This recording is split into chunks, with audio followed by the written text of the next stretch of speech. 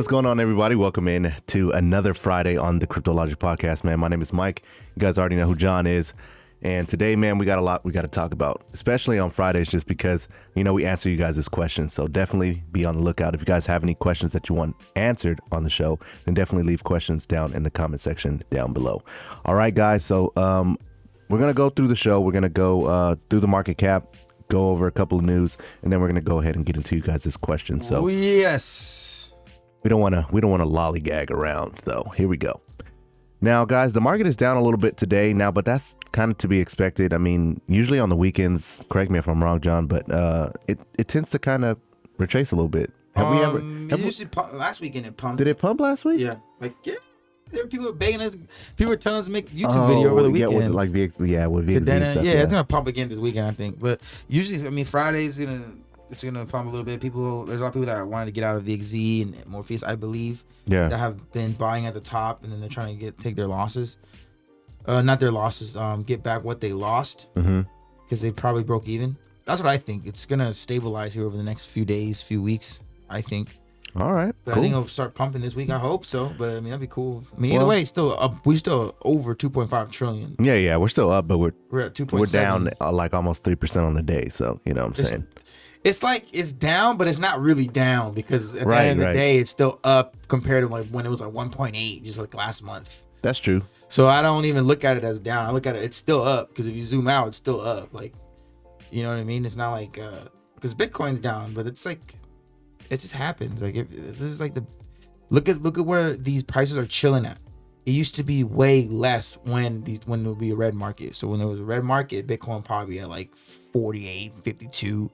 At 62, and then Ethereum was at 45. Yeah. Remember when Ethereum was at 35,000 for the longest time? Yeah, I remember that. Binance was at like 300 for the longest time. Yep.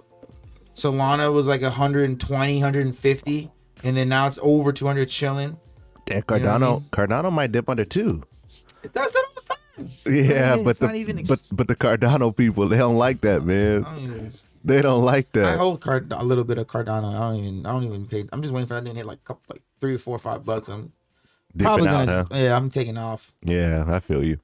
XRP sitting at $1.18. DOT dipped under $50. Dogecoin hasn't done much. She may jump it again this weekend. I don't know. We'll see. It's dead. It's been sitting at this 0.0005 for like the longest. Dead. You know, I actually on my feed on TikTok, there was a guy actually charting sheep like it was a fundamental. Like he was like, oh, this and this and this, and I was like, can you do that? I guess you can. It's good for them. It makes no sense. What are you charting? What price action are you expecting? Like what news is coming out? What does sheep do? That I don't know, man. It's ridiculous. There's so really many people making. There's like this song, this rapper. His name is like I don't know what his name is. I forgot his name. Hold on. Is he making a song about it? No, he made an album and he called it Blockchain. Money Man. His album's name is Blockchain. Blockchain. Yeah, and the song Block, and the main song of the album is Blockchain. He's talking about some VeChain, some Safe Moon. Like I'm a cash out. I was like, it's like you don't flex Safe Moon for one, and then VeChain, you're not really making much money in VeChain if you're buying now. Yeah, exactly. You should have bought last year. It's just funny because it's like you just realize how fast crypto's going mainstream now. And yeah, that's the crazy part. And it's like not mainstream in the sense of like people really getting into, I feel like not real cryptos, because I'm not gonna say meme coins aren't real cryptos, but I'm saying like stuff that's gonna be around for a long time, something gonna change the world, not something that's just trying to make you quick money. You have to. I mean, it has to go through this little baby phase first, though. I mean, yeah, crawl before you walk. There's whatever. Certain individuals that can get through and just know something and just be really great and move towards the way that they're supposed to move. Other people stumble and blah, blah, blah, and then they find the way, or they never find the way. Yeah. It's just like the internet. When the internet came out, a lot of people were focusing on a lot of things that didn't really matter to today. There's people that actually focused on building tech, building chats, building platforms, building places where you can communicate and talk to each other. Yeah. And then other people were just building games, doing random stuff that died off. So like the crypto space is the same way. At least people are starting to take it serious and talk about it. Yeah. And getting into it. So now we're at that point where now the average Joe knows what crypto is and was willing to hear you out a little bit.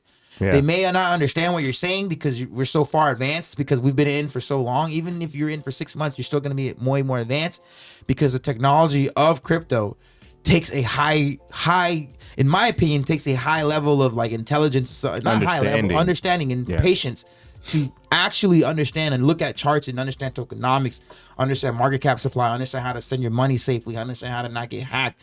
You know, and I had to learn that, you know, and I'm freaking out, and I've been like freaking in the deep rabbit hole learning, you know, all this stuff. And that's what happens. Like, people do that. They send their money to the wrong address. They learn and they never do it again. Yeah. And there's some people that, you know, you go through these learning pains. You learn how to not get rugged. You see the warning signs of a rug. You see the warning signs of a poor NFT project. You see the community. You see, you know what I mean? Yeah. These people are just coming in, and they're just like us when we first came in. Like, everyone that just first came in. You know, you can't really compare like to people that been in since 2017. And in my opinion, the people in 2017, they need to learn how to adapt to this new age, or else they're going to be basically Bitcoins, like Bitcoin, old technology thinkers. You get what I'm saying? Yeah, I feel you. Like Facebook users and MySpace users, people who use MySpace and Zanga and all that stuff that loved MySpace and then didn't want to adapt to Facebook. Those are the people that today generally don't have social media, because they just think that, oh, it's too late for me, or they don't even care for it, or they have a social media platform and they just don't do anything with it. It's just there. Like, they don't know how to play the game. Yeah. You get what I'm saying? Yeah, they didn't. There's so many people that are probably our age that had social media and then they barely getting into it now. And they don't have no idea. They just post random stuff. They don't know how to get likes. They don't know how to gain followers. They don't know how to play the game of social media and gain notoriety. They just have it there. So people like crypto they just have crypto, but they don't really know how to evolve with crypto. You know what I mean? Yeah, I feel you, man. I definitely feel you. That's just how we're heading that way. I think we're already getting there. With crypto being mainstream. Yeah, we're getting there. People are everywhere you look. Commercials, McDonald's, Burger King, ads, all the sporting events, NFTs. Everyone's talking about the politicians, governments. Yeah. It's becoming mainstream quicker and quicker and quicker and quicker every day.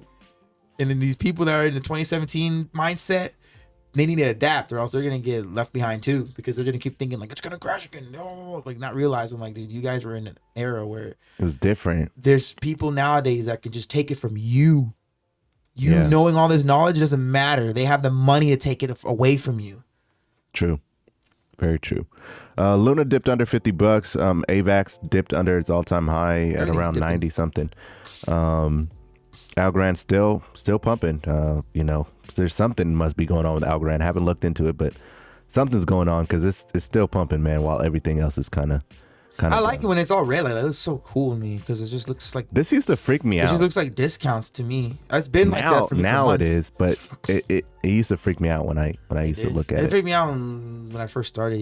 Yeah, when I first started, I would, because it I'm just like, no, everything's going down. Yeah, I didn't understand that when it's red you buy more, or if you bought high or you bought the top, and then when it's red you buy more. I didn't understand that, and it just didn't make sense. So now it does. Think about those green days like yesterday. If you took some profits just because, you could have been buying back in today, or buying new projects today. Like theoretically, AVAX. AVAX, it was like $94 for like a few days. Right now it's $80. Like, oh damn, like I could buy some AVAX right now. Yeah. Even VXV, you know? Yeah. It's one of those things. Now let's move on to the first news article, and I thought this was really, really cool, man. So the Miami mayor said that the residents will get digital wallets for their Bitcoin dividends.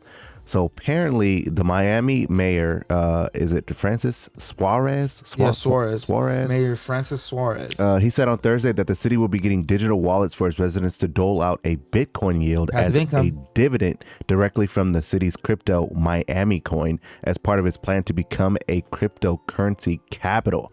New York, the New York mayor, you know what's interesting? The New York mayor, he said he's accepting his first 3 paychecks in Bitcoin. He's accepting his next paycheck in Bitcoin. So I think the New York mayor, when he comes in, he's going to also start, he's crypto friendly. He's going to start implementing these types of things as well too, I think. I think that it's going to be a race, just like when the marijuana was popping up and being legalized. Colorado became the hub, and then California, boom, California, Seattle, or Washington, I guess. All these places are starting to pop up and blossom and have great economic success. So I think now that Miami's doing it, New York's going to do it, just wait until all these states start doing it. Pop, pop, pop, pop. They all follow each other. And then it's going to be interesting, because that leads to the baby boomers having to get wallets. It's like, do you want passive income? Right? Yeah. It's getting all these baby boomers. It's getting all these average Joes, the 9 to 5 people, the people that don't really pay attention to crypto, that just work there, just live their life, have a family, just go and support their family, go to work. They don't care about crypto. They watch the news maybe. Now it's like, hey, you guys get free money, and that's in having crypto is an easier way of them basically allowing you to just rely off the government in a sense, because we're not. He's basically saying the city is gonna run off of crypto, their Miami coin. They have a Miami coin. They've already made $21 million off of this coin. Yeah. That city is gonna be self-sustaining based on the token, what the value of that token. So they don't have to rely on taxpayer money, taxes to support building infrastructure, building roads, building buildings. They can use the money from the crypto. Damn, that seems like they got it all figured out. But I want to ask you a quick question though. You said that the mayor of New York is crypto friendly. The new mayor. Oh, yeah. okay. Because New York has a lot of restrictions on crypto. No, they do. But the new mayor, look it up. The new mayor is accepting his first 3 paychecks in Bitcoin. So are they going to change all those laws? Probably. That would be all. I think he would. Why wouldn't he? Yeah, if he's already, he's the one that even said he wants to make law in New York to teach crypto in the curriculum. Add crypto in the curriculum. That was maybe that. Yeah, that was supposed to. That's the New York mayor. He's not in yet. He's coming in. Oh, he's coming in 2022. Yeah, because I was like, New York is kind of like cap when it comes to crypto. Before, you know what I'm saying? Now they're not going to be. It'd be terrible. Like, oh, New York, stay away. Not like, gonna be. you know.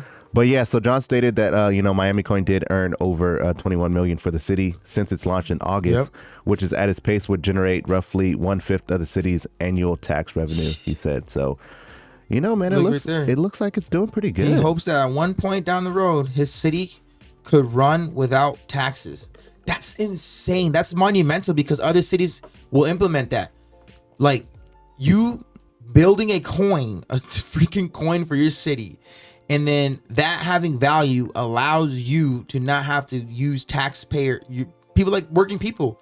They don't rely on those taxes anymore because the money from the crypto will be enough to provide for infrastructure. Miami Coin is a CBDC?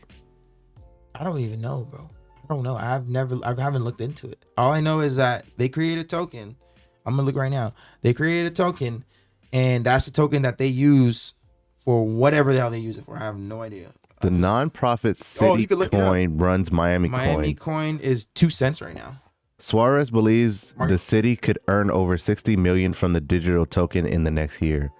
He won his re-election bid by a landslide victory last week, defeating his main opponent. I forgot about this. It's powered by Stacks. Stacks powers them. Oh, nice. It says Miami Coin is the first city coin to market, going live on June 8th, 2021. Miami Coin is a cryptocurrency powered by the Stacks protocol, which enables smart contracts on Bitcoin. Miami Coin is a way for people to support the Magic City and grow its crypto treasury while earning Bitcoin and STX stacks yield for themselves. So you can get free Bitcoin and free stacks just by holding Miami Coin.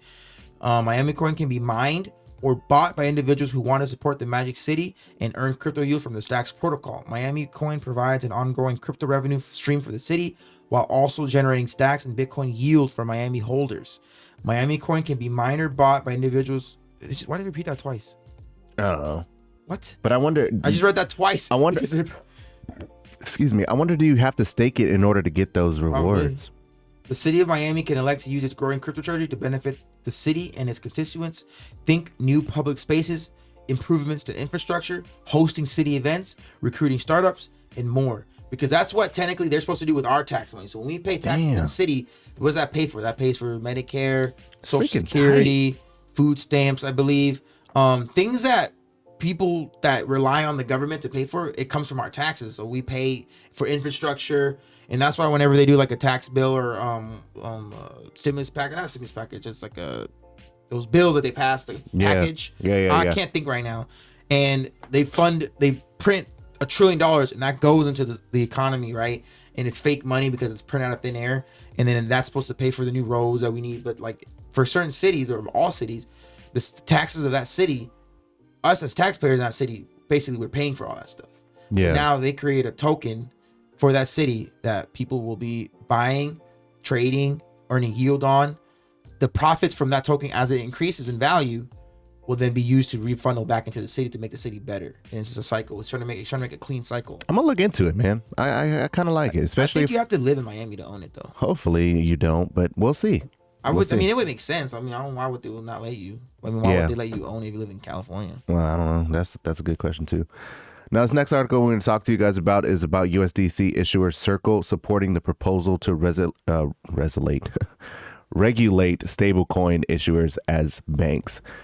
There's a real recognition that these payment stablecoins grow a lot. They could grow at an internet scale relatively quickly, Circle CEO said. Now, this article, man, is basically saying that they want to regulate the stablecoins as kind of like banks. You know what I'm saying? Like banks? Yeah, you got to treat them like banks. I mean, technically, they kind of are banks. I mean, when you take your profits, yep, what do you put it in? You put it in a stablecoin. You either put it in USDT, USDC, DAI, TUSD. Like, you always put it into a stablecoin. That's literally it.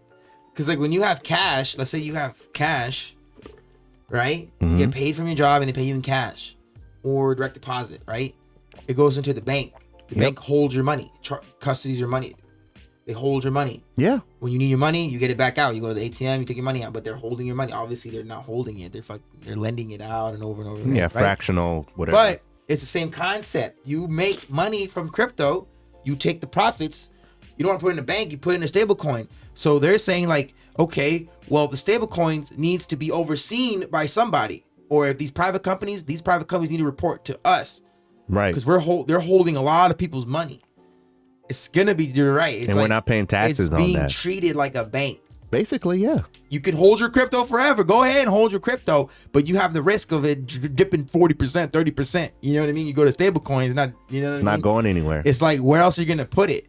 When you literally hold your crypto in an exchange, you want to put in a stable coin. I mean, that's theoretically, that's what you want to do if you're taking profits out. If you're just holding and you're like holding that crypto and you love it or whatever the case may be.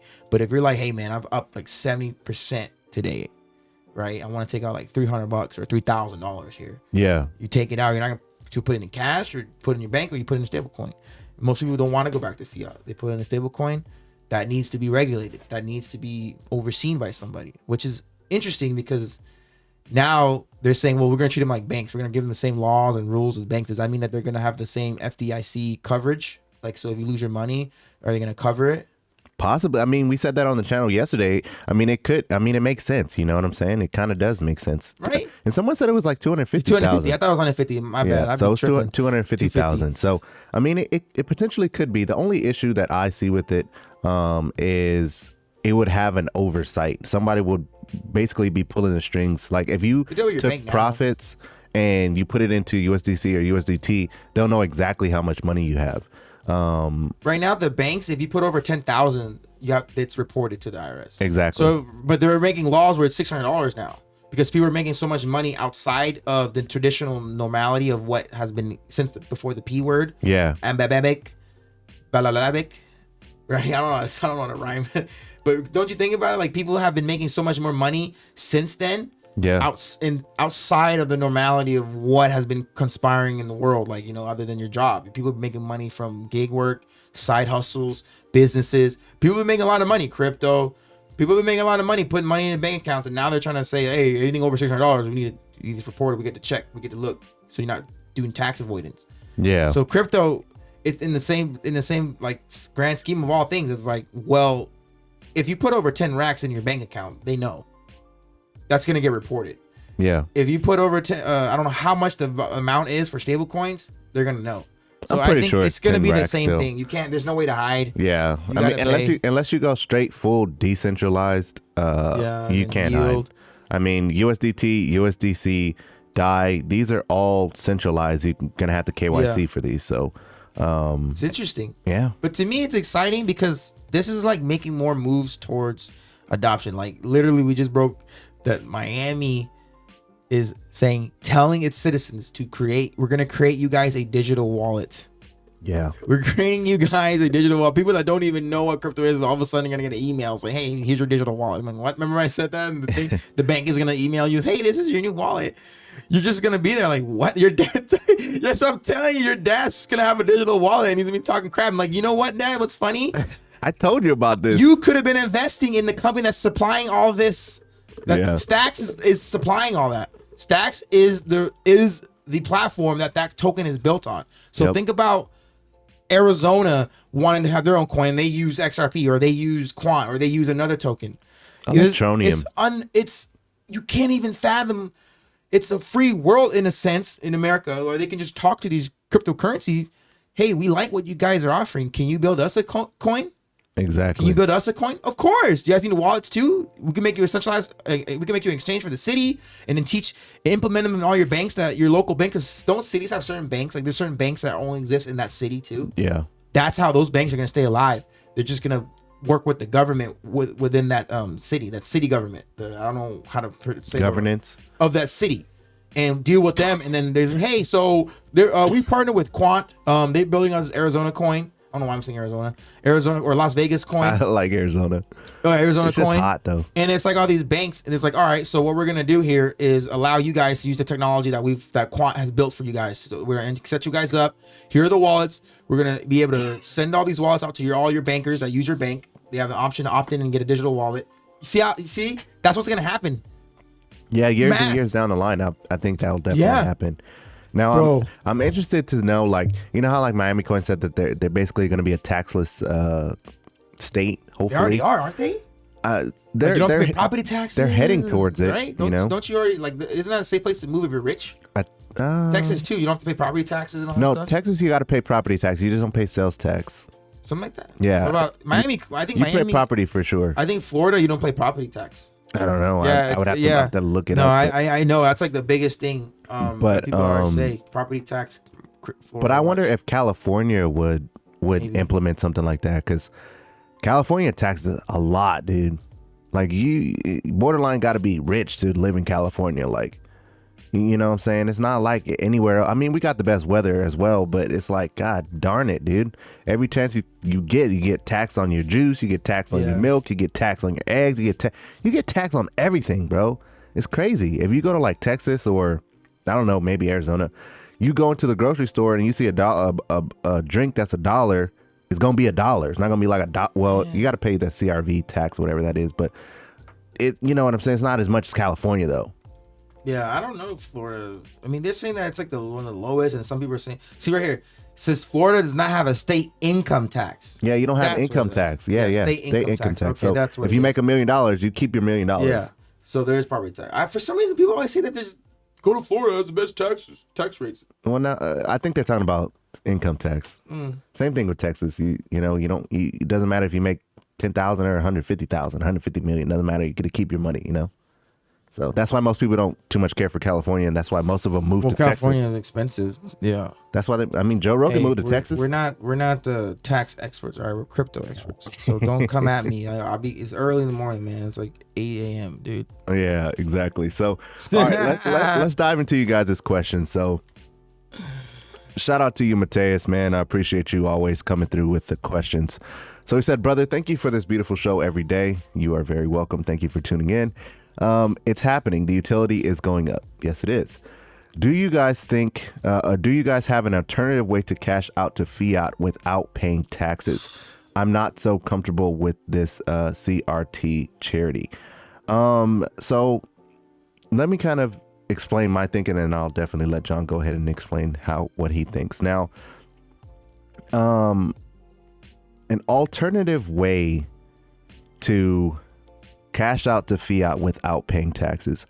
Truth be told, man, there's no way that you can do that. There's some loopholes though. I mean, there's loopholes, and going to the loopholes, one of them, he doesn't too much care for CRTs or charitable remainder trusts, but let me kind of explain that to you guys on what it is, and then you can kind of gauge whether you would want to use it or not.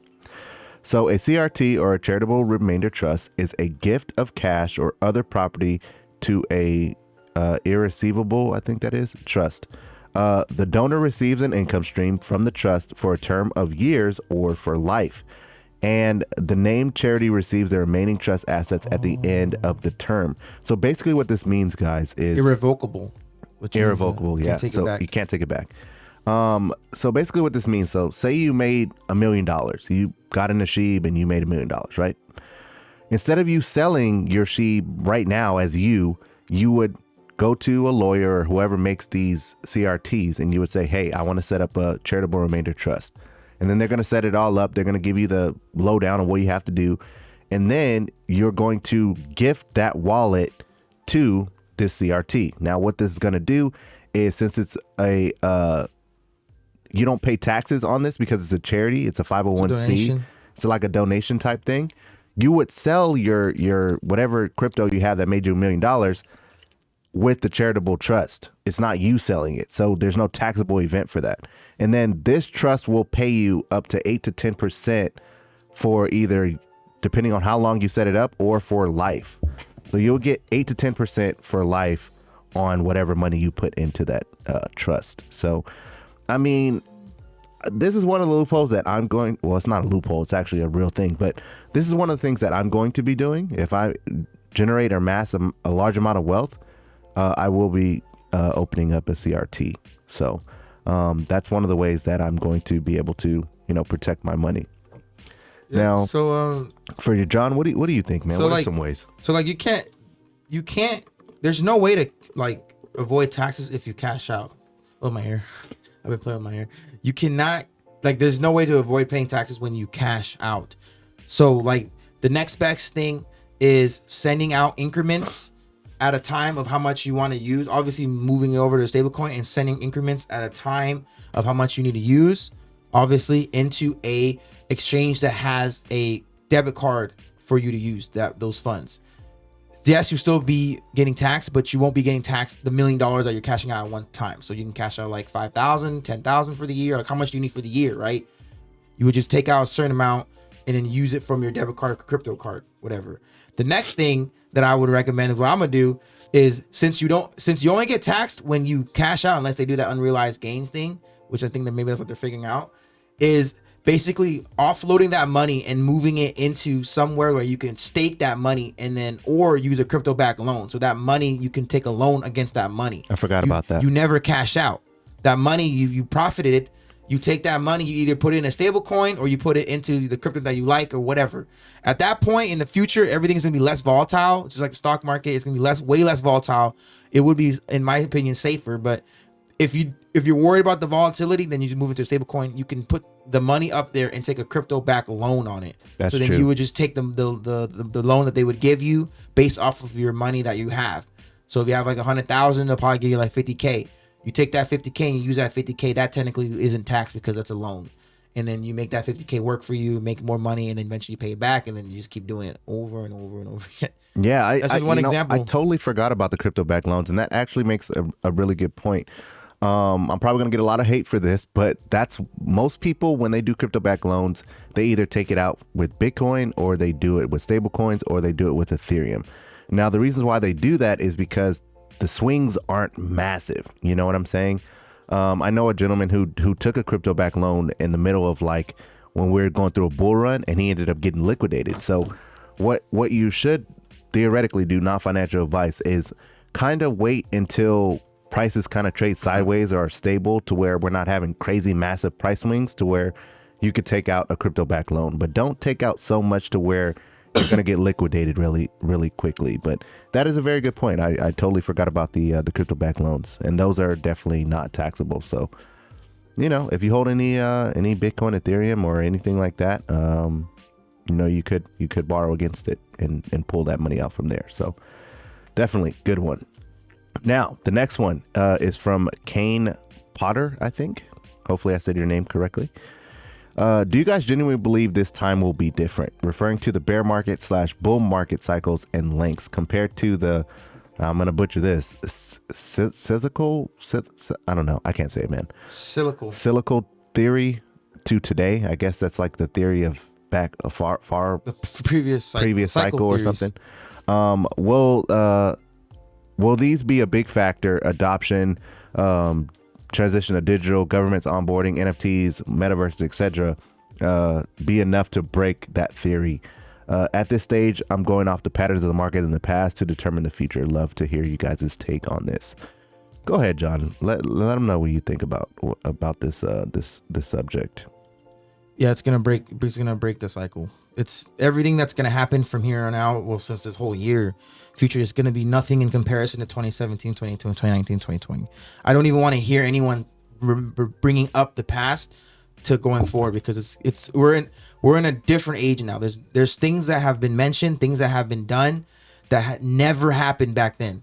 So these people that like talk about 2017, oh, this happened in 2017, this happened in 2018, they're stupid, in my opinion. They're just stupid. It doesn't correlate to what we're in now. We don't live in that era anymore. We do not live. That's like living in Instagram and still comparing to, oh, well, MySpace did this, MySpace did that. No, MySpace died. All right, you can't compare what MySpace did back then to what it is now. You can't compare TikTok to Vine. Vine died. You can't compare the two. Whatever Vine did, it wasn't sustainable. Whatever TikTok's doing is sustainable.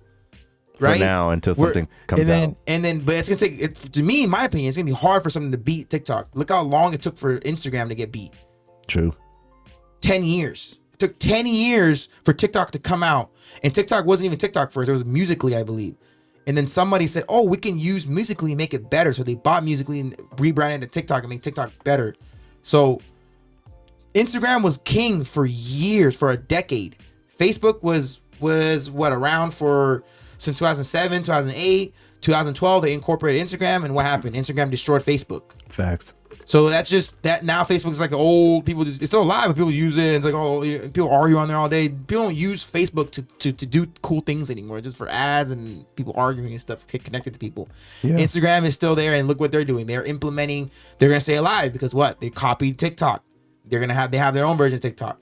So that's just basically showing that adaptation and adoption at the same pace can lead into ways that you probably would think a company had a plan. It changes it to where, oh, well, we were going this way, now we got to go completely this way. You think Instagram was like, oh, we're gonna do reels and stuff? Yeah. No, they didn't do stories. They wanted to buy Snapchat. They couldn't buy Snapchat. So what they do, they freaking built their own version of Snapchat. Now stories are one of the biggest things to do on Instagram. Yeah, that's how you keep it. You can grow fast on using stories. Yeah, like Instagram didn't have that back in the day. It was just pictures. You upload pictures. They completely evolved, and they have to stay relevant. Netflix didn't have streaming when it first came out. So, and what I'm saying now is this ties back into the crypto space. The crypto space has metaverses, has NFTs. It has, what else does it have? It has full adoption DeFi, with the fund, the big hedge funds looking at it. DeFi, yield farming, staking. The government. They got you can borrow money from your crypto. They got the government. They got cities making crypto for their city. They got governments regulating it. This is not all exists in 2017. 2017 was just literally a retail market. People buying and selling and learning what we're learning now and talking about and trying to claim to be experts and be like, oh, I know, and then do charting. Charting is gonna be irrelevant. Do people chart stocks?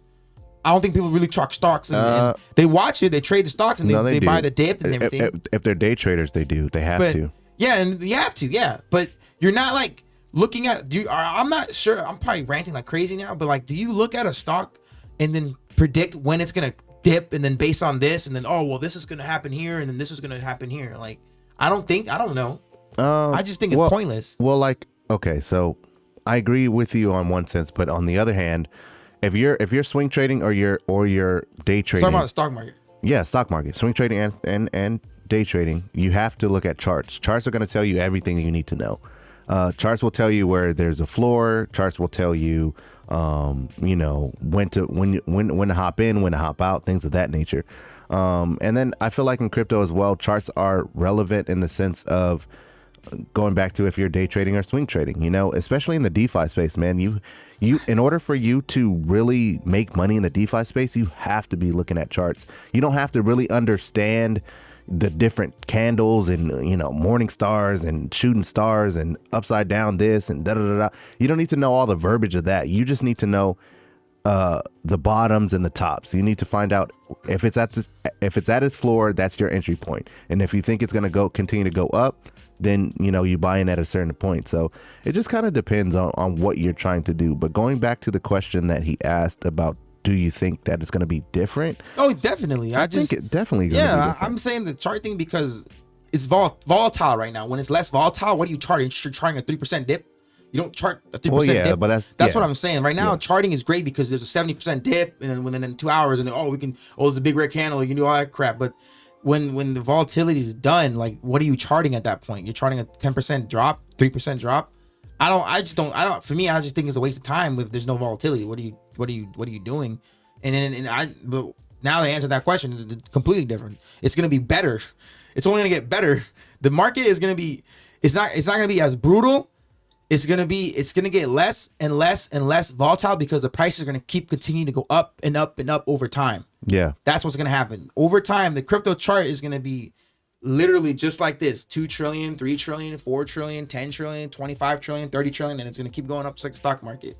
And the cycles that you see, bear markets, long, brutal, cold, devastating bear markets aren't going to be like it was in 2017 all the way to 2020 when Doge brought it, the crypto market, woke the crypto market. Yeah. Woke all these people, and people seeing how much money is being made. And then now the adoption is coming. It's going to be completely, it's something that we don't even know. I have no idea. Hitherto undreamt of. Right?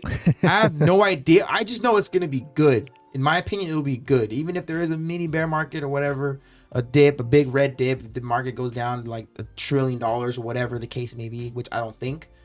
But it's probably going to hit like 5, 7, 8 trillion and then dip down to like 3, 4 trillion. And people are going to think that's a dip, like a bear market. Right. Yeah, definitely. But it's gonna be positive. I think I definitely agree that that is definitely different, man. You can't really compare. It's like comparing apples to oranges. They're not. It's not the same. There's too many people. Other than the fact that they're fruit, I guess tomatoes are fruit too. Oh yeah. Well, I mean, I'm not looking at it that deep, but it's more so like you can't compare it because back then it was just like John said, it was just retail investors. And if you talked about crypto back then, you sounded like an idiot. You looked like you had a tin hat on. You were a conspiracy theorist. You're like, oh, where's this money come from? It's not real. It's just vanished out of nowhere. So, I mean, people still use those logic and understanding today, but it's a lot different because now they have, people like Kevin O'Leary or,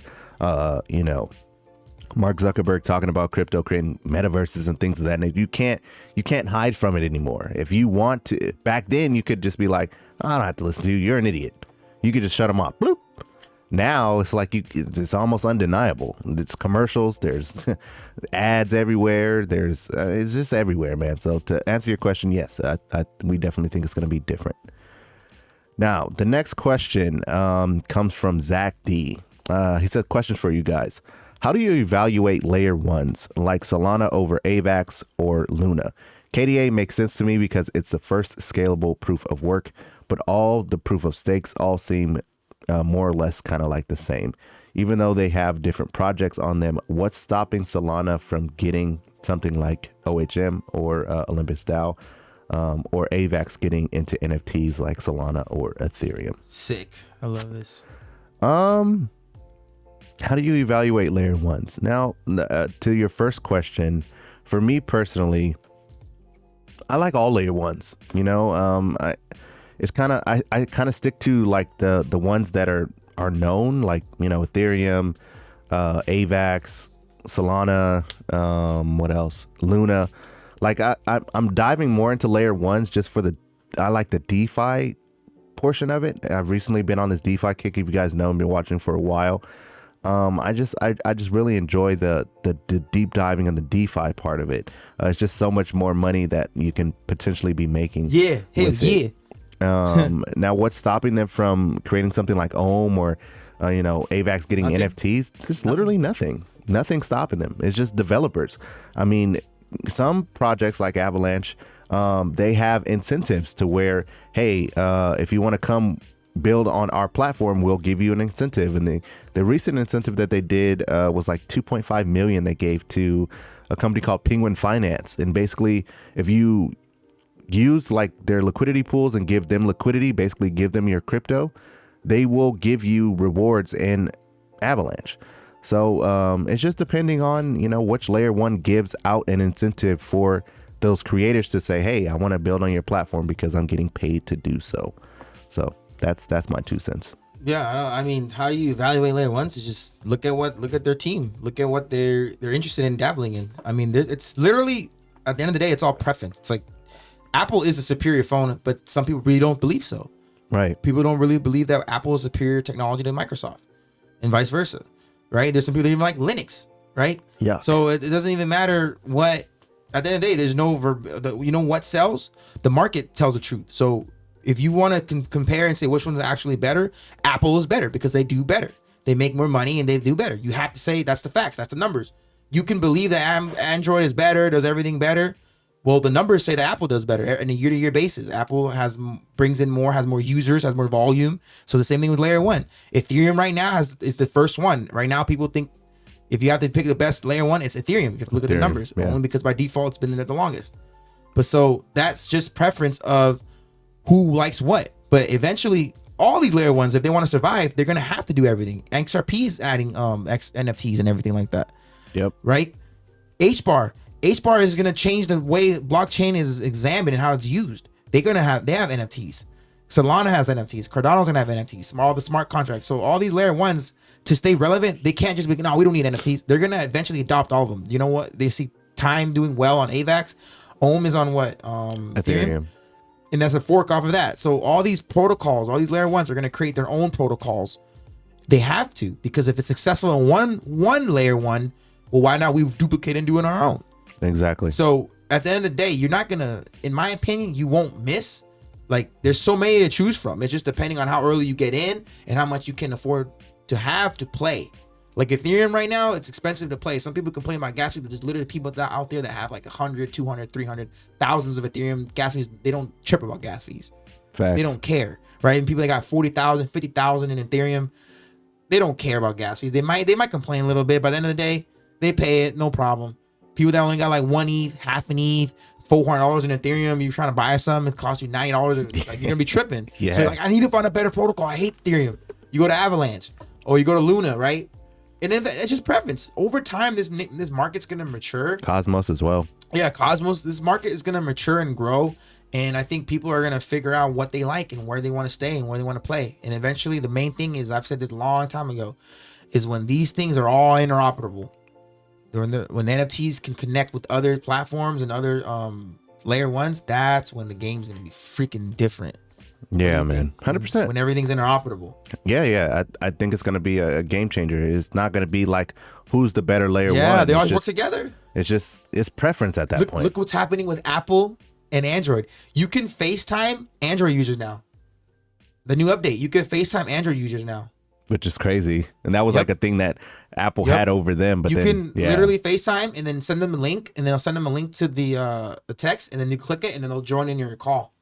That's literally monumental. The only thing I can't get past, man, is those green bubbles. Yeah, that's the only thing. But I can't. If I see green bubbles, it's just dude, text I freak. message. That's why I they freak out. differentiate from iMessage and text message. I get it. But yeah, man. Hopefully that helps you out. But you see, and then look, and bro, one more thing. Look at what's going on with gaming. Yep. In Warzone, you could play PS5 or PS4, Xbox, and PC. There's new games that are coming out where they're like, hey, we can, if you have Xbox and PlayStation, you guys can play this game. You guys can play together, as well as PC. It's happening already. We need connectivity. No more lanes. Everyone's just gonna be connected.